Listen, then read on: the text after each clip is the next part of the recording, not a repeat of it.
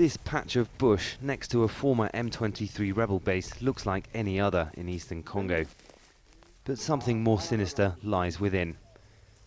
This soldier leads us to the body of a man lying in a shallow grave.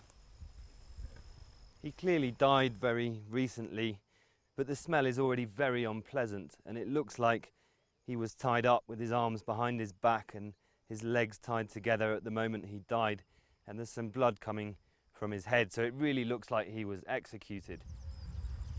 Nearby, soldiers and villagers say there were 4 more bodies visible in this hole before heavy rain buried them in mud. And they say there are many more throughout the surrounding bush.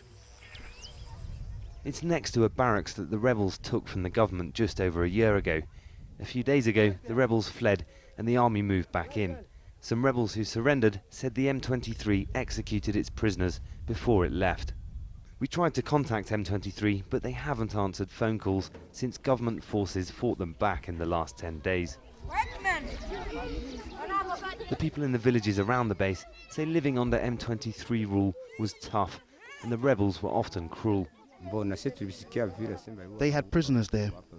We heard they killed the prisoners. They killed them all. They would beat people for nothing, and they would arrest people and make them disappear.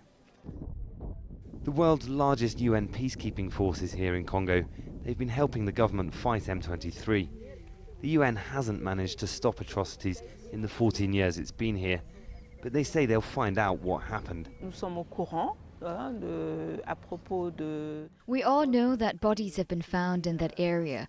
The area has been controlled by M23 for about 1 year, and that it has been taken by the army just a few days ago. On the UN side, we are quickly forming a team which is going to investigate, and from the results we are going to tell you what was discovered. The government says it's investigating too, but war crimes are common in Congo's conflicts, and the full story may never be uncovered. Webb, Jazeera, Rumangabo in the Democratic Republic of Congo.